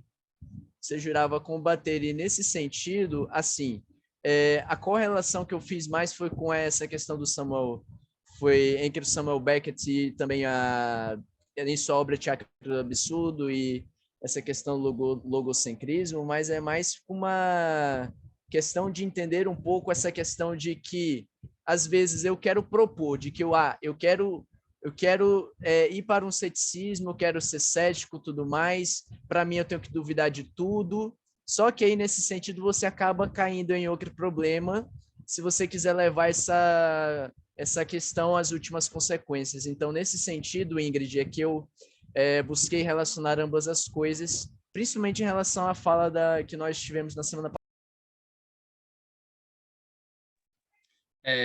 Eu vou caminhando nessa mesma direção, porque vocês estão comentando sobre... Eu nunca li Derrida, mas acho que essas questões do relativismo e também em ambientes acadêmicos mais progressistas, lembrei que do livro do George Orwell, em que ele fala muito sobre esse tema, dessa questão do realismo e tal.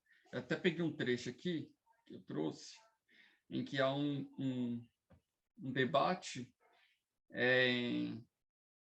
vou ler aqui, bobagem, a Terra tem a mesma idade que nós. Como seria possível que fosse mais velha? As coisas só existem por intermédio da consciência humana. Mas o solo está cheio de ossos de animais extintos, mamutes, mastodontes e répteis enormes que viveram aqui muito antes de alguém falar em ser humano.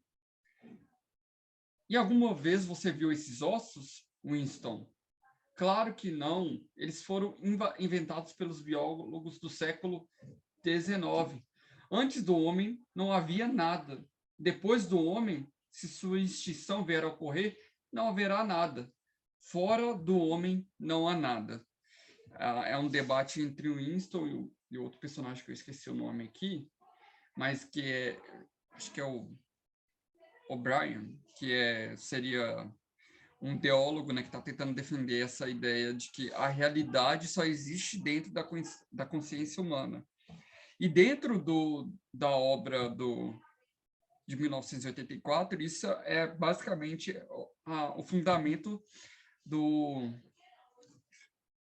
da própria distopia e do próprio totalitarismo dentro dessa proposta da obra, que a partir do momento em que você concebe que a realidade está dentro da consciência humana e não existe nada fora da consciência do ser humano, aí você pode fazer o que você quiser. Você pode criar uma ideologia e, a partir disso, reduzir toda a realidade a partir dessa ideologia, porque você não tem uma realidade fora dentro da mente humana que você pode usar como princípio de juízo para essas ideias.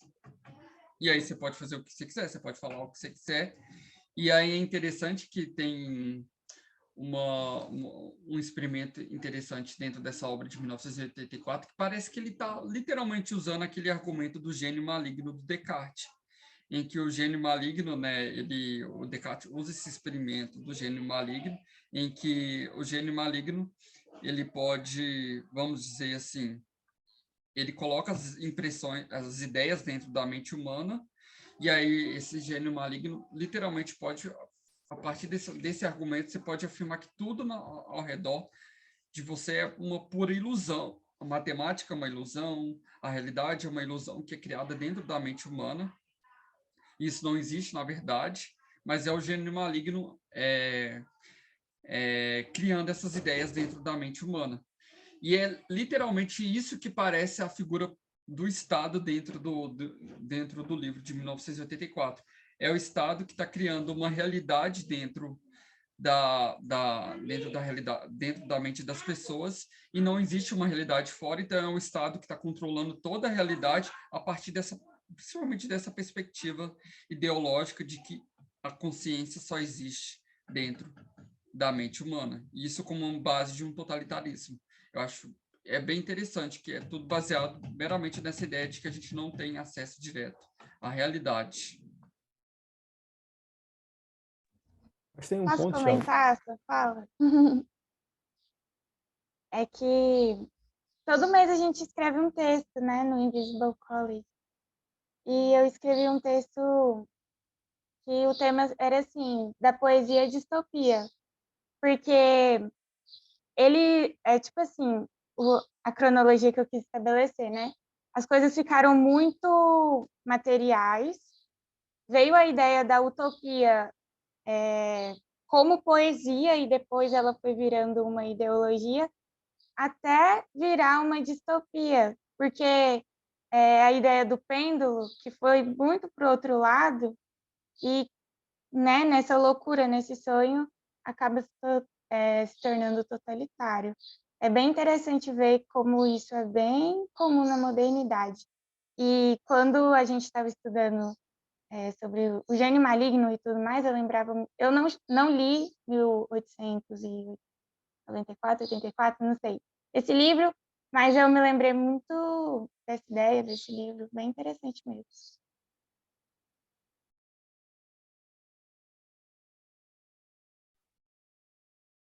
Acho que falta para o ser humano moderno viver um meio termo na discussão, que é ele vai continuar descobrindo o mundo, descobrindo a realidade, mas não vai se tornar a figura daqueles antigos deuses, eu quero dizer aqui da cultura geral, que estão fora do mundo. Porque, em regra, só existem dois tipos de deuses ou de entidades cósmicas que conseguem ter uma visão objetiva e crítica da realidade. São os deuses do teísmo e do deísmo. Porque, fora isso, o panteísmo, e aqui eu estou jogando o ateísmo e o agnosticismo como manifestações panteístas de natureza humanista, esses deuses no panteísmo, seja no panteísmo religioso geral, de culto, seja no panteísmo, uma espécie de panteísmo ateísta, o sujeito é parte do processo. Então, quanto mais nós conhecemos a realidade, inevitavelmente nós também conheceremos a nós mesmos, porque não existe produção de conhecimento feito pelo ser humano como quem olha de fora, porque ele não está fora da realidade. Todos os objetos e todas as coisas descobertas são o ser humano em conversa com essa realidade. Ele não está fora dela, ele é parte dela. Então é óbvio que em toda atividade, e aí o Reid e o Hume têm a dose de razão cada um, é de que esse sujeito investigador deixa marcas suas quando vai ao encontro dos objetos e dos fenômenos. E não pode esquecer isso. E aí a minha questão, Aimee, para ti, já que você estudou também a psicologia, é um ponto que talvez seja o mais problemático do nosso tempo. Quando o objeto de estudo e essa compreensão de que nós não conseguimos entender todas as coisas, que os objetos, na verdade, são fruto das nossas impressões. Quando esse objeto é o outro, como é que você, pegando as duas áreas, tentaria responder a isso? Porque uma coisa é a relação sujeito-objeto. Outra coisa é que quando o meu objeto é o próximo. E aí, digamos, nesse momento, fazer uma pergunta para você. Você é o objeto da minha atenção. Você é quem é, definida por ti, ou sou eu que te defino? Sou eu que determino quem você é? Você é o que as minhas impressões tiram de ti e, portanto, essa é a palavra final? Eu defino quem você é? Ou eu recebo de você as impressões e chego a um meio termo, a um debate? Então, existe uma relação psicológica. Como é que você avalia, pegando tanto o que você viu do Hume, ou especialmente o que você pegou do Reid, quando o objeto da nossa atenção é o próximo? Acho que isso vai ser um dos trabalhos mais difíceis para o psicólogo. Quando o outro é o meu objeto. Quem é o outro? Nesse caso, quem é você? Salvo engano, estou lendo isso no livro do Roger Scruton sobre a natureza humana. Está disponível no Kindle. Eu recomendo que vocês leiam. Ele faz uma investigação sobre o que seria a natureza humana. E até chegar à metade do livro, um dos pontos que ele traz de grande contribuição, inclusive citando filósofos da modernidade, como Hegel, e também vai citar o Kant, que dá um passo à frente do Hume. Quando o ser humano, quando esse eu que inventa a ideia do eu transcendental, que é capaz de sair de todas as coisas e ver o objeto, isso é impossível. Mas acho que o Hegel trabalha com a noção de que a descoberta do conhecimento se dá quando... Descoberta não, mas uma grande contribuição é quando o outro se apresenta para mim. E a partir daí que dá também o start do desenvolvimento. Quando eu entendo que existe um outro sujeito que se define, ali começa o conhecimento, porque o primeiro grande conhecimento nosso somos nós mesmos. Mas eu só posso saber quem eu sou se o outro me apresenta alguma coisa. Do contrário, eu estou preso no subjetivismo. E aí eu queria ver com você. Como é que você lida com esse fato? A busca pelo conhecimento quando nós estamos em uma relação de alteridade, como lembrou a Ingrid. Quando nós nos sentamos um em frente ao outro e passamos a tentar criar o conhecimento ou desenvolver o conhecimento. Como é que se dá isso dentro do nosso coração, dentro da nossa mente, diante dessa situação tão complexa? Como explicar, né, com a contribuição do Reid, a relação entre dois sujeitos que acabam sendo um objeto do outro? Então, dentro da tutoria, essa é uma questão que me perpassou e que eu ainda não consegui ter uma resposta correta quanto a isso. Por quê? Na fenomenologia, vai falar sobre a suspensão do juízo, né? Só que eu particularmente não acredito na suspensão do juízo. Por quê? É aquela ideia da música do Marcos Almeida. Toda vez que eu vejo você, eu me vejo em você. Porque é a partir dos meus pressupostos que eu te vejo. Eu não sei se eu vou dar conta de te responder certinho, mas eu acredito que quando eu vejo o outro, eu levo as minhas experiências e expectativas sobre o outro. Isso, na minha concepção, é inevitável. Não tem como. Para mim, essa suspensão de juízo é uma forma incorreta de lidar com esse problema, porque é um problema levar as minhas impressões sobre o outro, principalmente dentro da psicologia, por causa do juízo de valor, que não pode ser... Assim, a gente não pode colocar juízo de valor naquilo que o outro vai falar, daquilo que o outro passou. E aí vem o mito da neutralidade, que eu estou colocando o juízo de valor como mito, porque eu não acredito que exista neutralidade. E aí, como eu vou lidar com isso? Como eu vou lidar com o outro, com a minha percepção sobre o outro, sendo que eu não posso usar das minhas, né, percepções para conhecer o outro, eu preciso conhecer outro diante daquilo que ele está me falando. Isso, para mim, ainda continua sendo um problema, principalmente dentro da fenomenologia, entende? Que eu não tenho uma solução ainda. Que ontem eu estava conversando com o tutor, que ele me indicou uma obra de antropologia filosófica, porque eu acho que, assim, é um problema que eu ainda não consigo resolver e que na prática fica muito... Na prática, assim, nos estágios isso fica muito em voga, né? Assim, mostra a realidade como é e como é que eu vou lidar com as minhas percepções que eu tenho sobre o outro. Ou seja, te respondendo, eu acredito que nós carregamos as nossas impressões mesmo conhecendo o outro pelo relato do outro. Porque eu vou ter o relato do outro, mas ele vai chegar a mim, mas vai passar pelos meus filtros para mim entender o outro. Porque quando eu vejo o outro, eu me vejo nele, em certo sentido.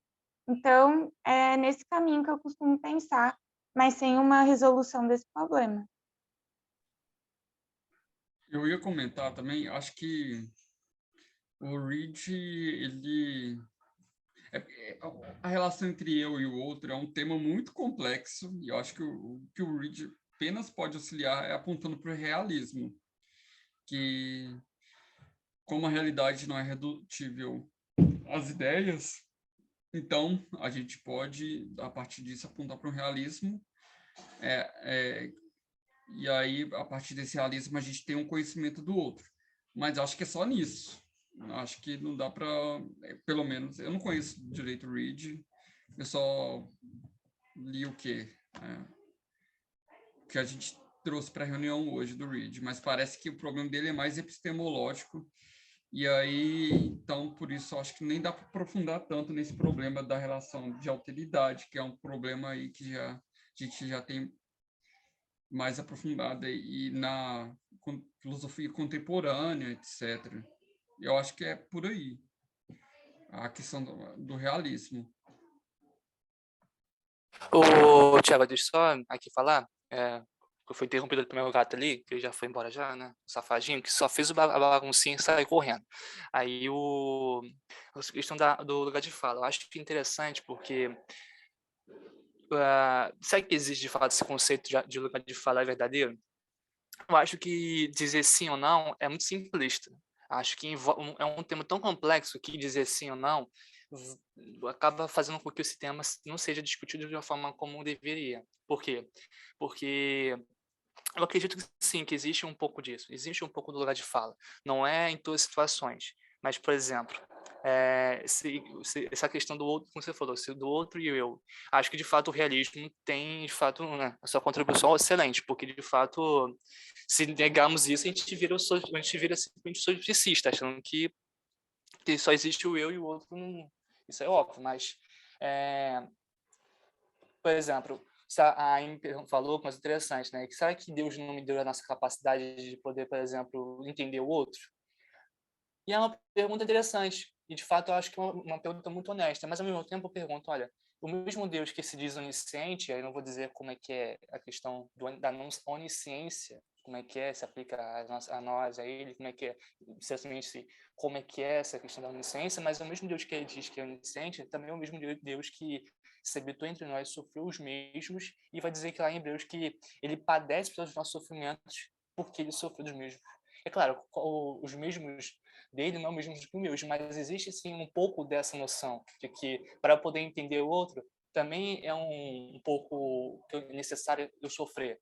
E o psicólogo também é alguém que sofre, não é alguém isento de sofrimento. E também tendo esse olhar de sofrimento também faz com que ele consiga atender. E, por exemplo, essa questão da realidade, da verdade. Na psicoterapia, às vezes a verdade não tem o foco, né? O foco não é a verdade, muito pelo contrário. Quer dizer, muito legal, não. A verdade necessária tem o seu ponto. Existe, sim, o ponto importante da verdade. Ela existe lá na psicoterapia. Mas é muito mais focado na forma como o outro percebe a verdade do que necessariamente a verdade propriamente dita. Então, por exemplo, no psicodiagnóstico, num processo de diagnosticar, aí sim, você vai olhar para a verdade. Olha, o que de fato esse sujeito me apresenta, sabe? Aí sim, você diz, tal transtorno, tal. Mas na psicoterapia já é diferente. Porque não vai tratar sobre a verdade. Você não vai tentar dizer qual é a verdade, mas dizer, olha, o que de fato tem sentido e o que essa realidade tem te afetado. Eu não gosto muito dessa palavra de subjetividade, não, sinceramente. Não gosto muito da palavra de subjetividade. Acho que ela é muito simples para dizer aquilo que, tipo, por exemplo, as pessoas vão falar que a psicologia estuda a subjetividade. Primeiro que essa frase é muito simples, né? Porque o que seria a psicologia que ela está falando? E o que seria esse termo subjetividade? Aí, sinceramente, não gosto muito, não. Mas o pessoal lá na minha faculdade não gosta muito, não, porque todo mundo fala, a psicologia estuda a subjetividade. Mas o que seria isso, né? A questão da subjetividade está muito necessariamente, o termo subjetividade está muito relacionado a um contraposto à objetividade. Mas o que seria necessariamente isso, sabe? Então, é algo muito complexo o estudo da psicologia é tão complexo que dizer subjetividade acaba sendo muito simplificante. E outras coisas também que eu esqueci também agora. Esqueci. Talvez eu lembre depois, quando terminar, mas é por aí Eu mesmo. posso comentar um pouquinho? Com certeza. Eu acho assim eu acho o maior problema da psicologia é a relativização da verdade, né? Não sei como responder a esse problema, mas sinceramente eu acho muito grande. Porque se eu relativizo a verdade, o que acontece, né? E eu tenho aprendido que toda teoria e tudo, ela precisa, como cristã, ela precisa passar pelo crivo da autoridade bíblica, né? Da autoridade das escrituras. Aí você me falando sobre a passagem de Hebreus, né? De que Jesus encarnou, sofreu por nós, e nós temos um sumo sacerdote que passou, né? Por aquilo. Mas, né? Sobre o meu ponto de vista, mesmo antes dele ter encarnado, ele tinha a capacidade de entender os nossos sofrimentos. Eu acho que naquela parte foi tipo o escritor falando, ele se materializou, ele passou. Eu entendo dessa maneira, entendeu? Mas eu sei que pelo pecado que deformou a nossa forma de ver o outro, eu sei que a gente não vai compreender completamente o outro por causa disso, mas eu ainda acredito que exista essa possibilidade. Agora, sobre o lugar de fala, é complicado. Eu não sei se você já começou a estagiar, mas, assim, esses dias eu fui falar, é porque eu estou estagiando com pessoas adolescentes que cumpriram medida socioeducativa. E eu fui falar de injustiça e a colega achou ruim, sabe? Assim, eu não posso falar mais de justiça, porque eles passaram uma vida injustiçada, por isso que eles cometeram atos infracionários. Viu como abre margem para a gente deixar de falar coisas que nós temos que falar, né? Porque é uma medida socioeducativa. É para ele não ser reincidente, por isso que a gente fala de justiça. Mas abre precedentes porque eu não entendo o lugar dele. Então, eu acho que relativiza muito e na relativização, os valores, princípios vão juntos. E é complicado na prática, né? Não, eu concordo com você completamente.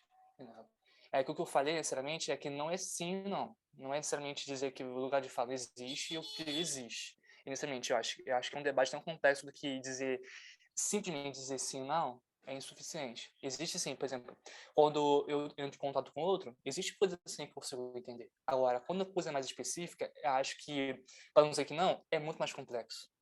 E aí que eu acho que seja necessário um pouco dessa porquê. Aí, vamos dizer, né, é um pouco dessa suspensão, né? Necessário para você entender. Porque existem coisas existem pressupostos que são verdadeiros, que aí sim são necessários. Tem outros que, inicialmente, não nos ajudam, sinceramente. Aí, por exemplo, eu estou tendo uma aula agora, uma matéria, não sei se o Pedro conhece, análise institucional.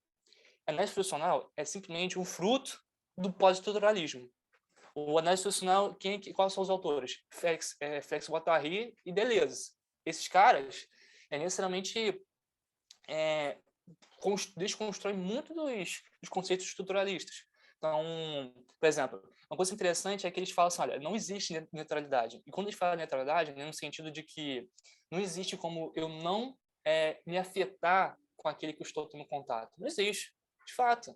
Então, por exemplo, minha professora, ela é uma pessoa pode dizer, das pautas de esquerda, né?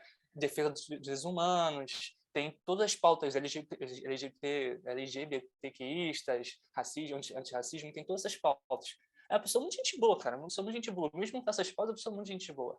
E ela fala constantemente, olha, não tem como, por exemplo, ela trabalha, acho que ela já estagiou no Degase, não sei se você conhece o Degase, que é uma instituição de menores infratores, onde ela vai falar sobre várias situações de menores infratores. Ela fala constantemente, olha, não tem como eu chegar lá e não ser afetado por aquilo. Não tem como eu permanecer na minha postura com alguém que, quando entra no contato com o outro, não seja atingido, sabe? Eu acho que seria necessário. É claro, quando você fala da neutralidade, vai depender do que quer dizer, né? É o neutralidade em questão da religiosidade ou neutralidade da afetado. Aí já é um pouco mais diferente do que eu estou dizendo, mas tem essa questão, né? De o eu e tu, existe sim um pouco do entendimento, esse assunto que você falou, né, sobre a justiça. De fato, né? Nós todos temos o contato de certa forma da justiça. Então não tem como sem falar. Então, sobre a justiça. Mas quando se chega em situações mais específicas, aí que chega a complexidade. Eu não vou dizer para você que é impossível, que não tem como entender, mas que é complicado e talvez certas situações sejam tão complicadas que eu posso pensar, eu posso ser tendencioso, aí eu posso mudar de opinião não, mas posso ser tendencioso a dizer que é impossível, bom, talvez possa existir, mas que são todos assuntos, não, tem muita coisa que a gente pode falar e que é necessário, de fato. Mas é um assunto complicado, como eu falei, que dizer simplesmente sim ou não é muito simplório para esse debate.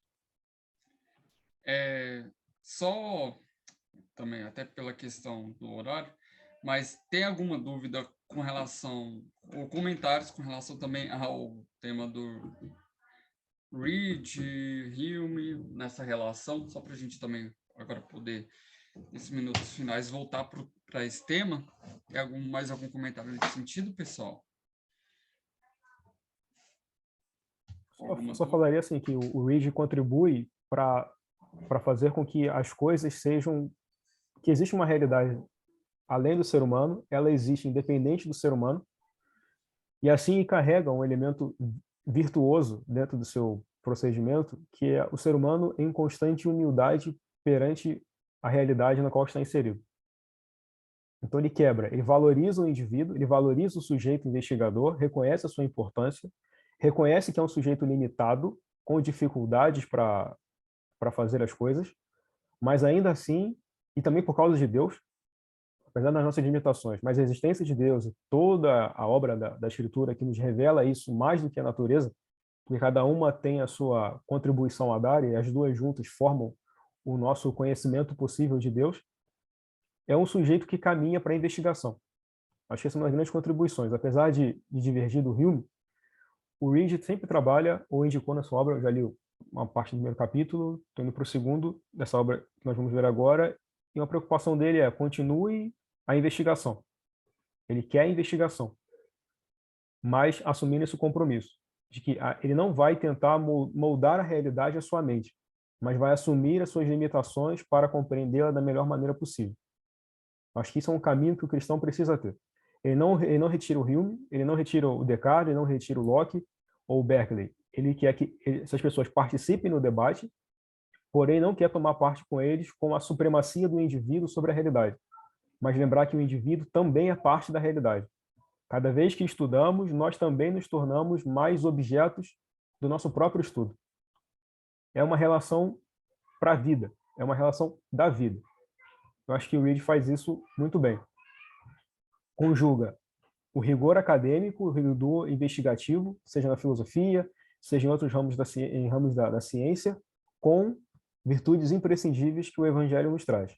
A humildade do indivíduo, reconhecendo seus limites, o reconhecimento da obra soberana de Deus que criou essa realidade é o que é, não vai ficar mudando, ela é estável, com toda a sua complexidade, e que permite ao ser humano investigar o mundo para também investigar sobre si mesmo e chegar a conhecimentos sintéticos desses dois caminhos de pesquisa.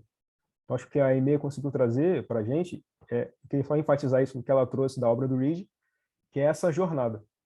É uma jornada em que poucas vezes nós temos, havendo até esquecido, que o conhecimento não deve ser desatrelado das virtudes, a busca do conhecimento. E quando eles andam juntos, o ser humano, o cristão não se aliena do mundo. Pelo contrário, ele se torna um dos mais frutíferos participantes na produção de conhecimento. Só que ele não pode abrir mão disso. Do contrário, ou ele vai cair em algum dos extremos. Ou vai idolatrar a realidade e a criação, ou ele vai idolatrar o ser humano. Nós não podemos cair nesses extremos. Mas o meio termo, para nós, é impossível de ser atingido com perfeição, porque o meio termo é Jesus, que é a perfeita síntese entre Criador e criatura, o Senhor que cria todas as coisas e o Senhor que se sujeita à sua própria criação, sem se confundir com ela. Então Jesus rompe com o panteísmo, Jesus rompe com o subjetivismo, Jesus rompe com o objetivismo, mas ele permite a existência e a manutenção do subjetivo, do objetivo e da criação. Como é possível essa síntese? Essa síntese está em Deus. Então, se o ser humano, o caminho cristão é o caminho de Cristo. É perfeito, mas não significa que nós sejamos perfeitos, assim como aquele que é perfeito e sobre quem falamos. Acho que o Reed é uma das grandes contribuições nesse mar de sequidão espiritual que se transformou a modernidade. E não significa que ele é melhor do que os outros. Ele pode ser pior do que o Hume, pior do que o Kant, pior do que vários outros. Mas a contribuição dele não pode ser esquecida.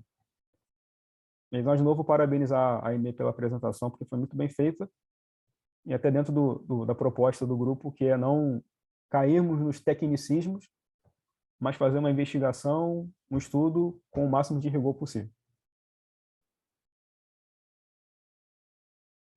E, Tiago, só uma consideração importante aqui, eu acho que essa questão do read, eu acho muito importante porque, por exemplo, quando vamos aplicar para a psicologia, é muito interessante, porque para a psicologia todas as abordagens, vamos dizer assim, vão a partir desse subjetivismo, dessa questão, porque os vetos kantianos, o homem não pode mais entender a realidade por si próprio, tem que entender a partir do sujeito, mas nós que somos cristãos temos a verdade.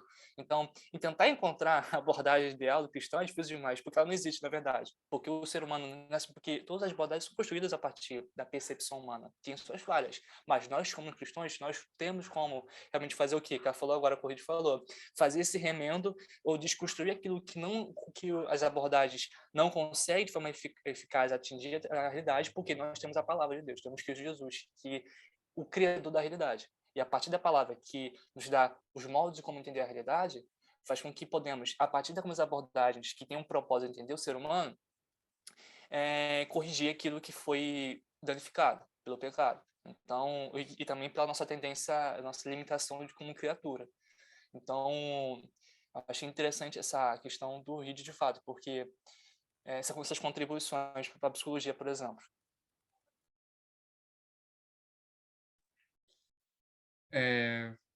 Enfim, agradeço a participação do pessoal e agradeço também a apresentação da Aimee, que nos ajudou a entender a obra, principalmente porque ela está tendo contato com o autor lá pelo Invisible College.